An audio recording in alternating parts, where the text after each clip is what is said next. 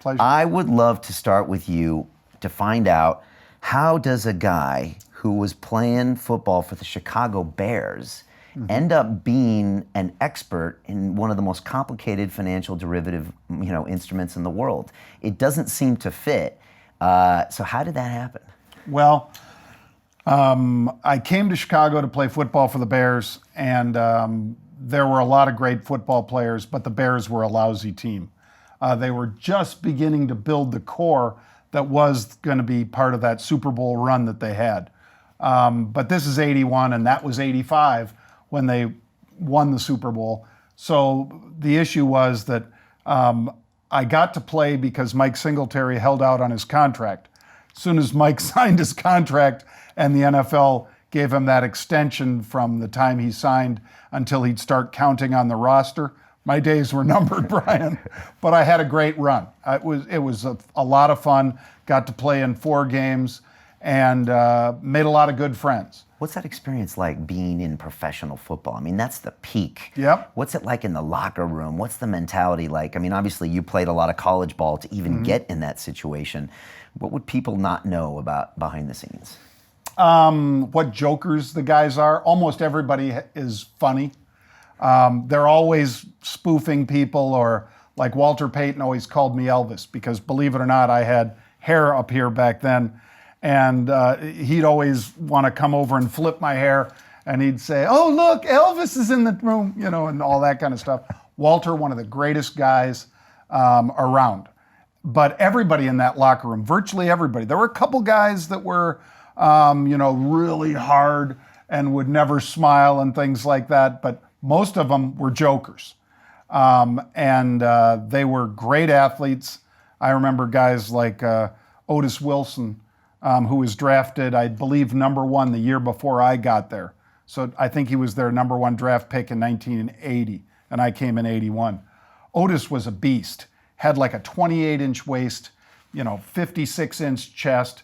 I remember going into the gym with him, and he's got like 120 in each hand, and he's just, repping out like this with 120s, and I'm going, I mean, some of those guys are just physical beasts, Brian. And, just every muscle rippling and things. And you can imagine what it's like today, because that was 81.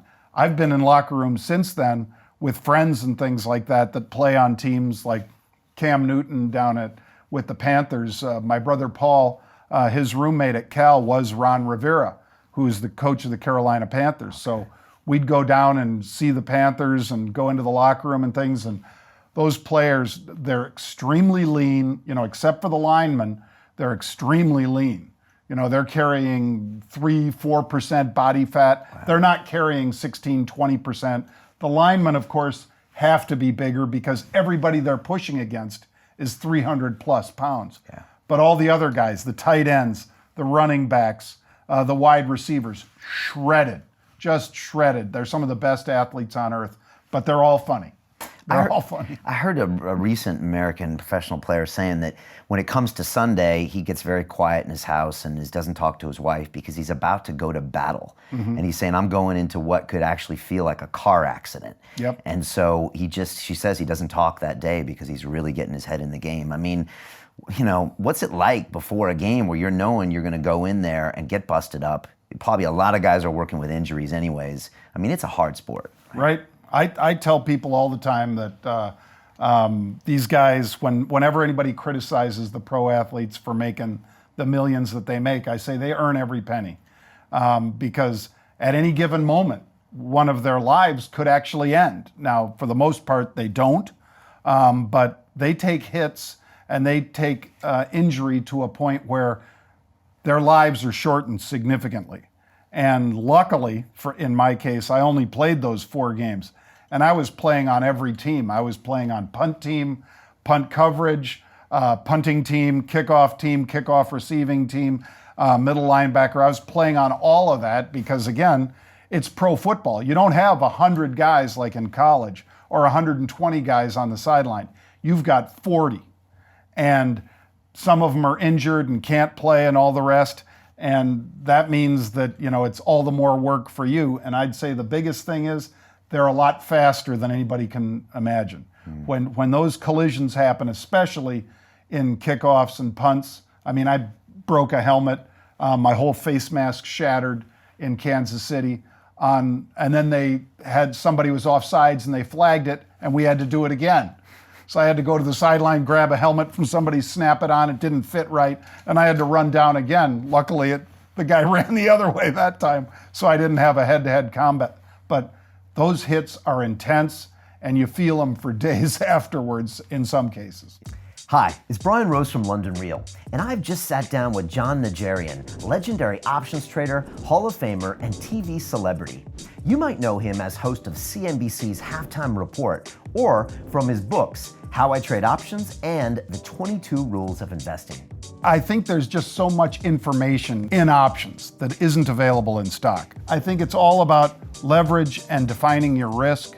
And if you can do those two things, I think you can be in this game a long time and make money. Well, in just a few days, Jon will finally reveal what made him a legendary options trader. In a private broadcast that won't be available on YouTube or anywhere public, he'll show an exclusive group of people how he's been using special infrastructure that's only available to institutional investors. Something that allows him to get a critical piece of information directly from the market exchanges. Information that can tip you off about big market moves a few days before they happen. We built this algorithm that looked for unusual trading patterns in the market. Once you find those patterns, then it makes it a lot easier to coattail on the smart money. Now, as a former Wall Street banker myself, I am super excited to share this investment strategy for the very first time. As the host of this episode, I'm able to offer you exclusive rights to a seat at his free training. But you must act now to secure your place.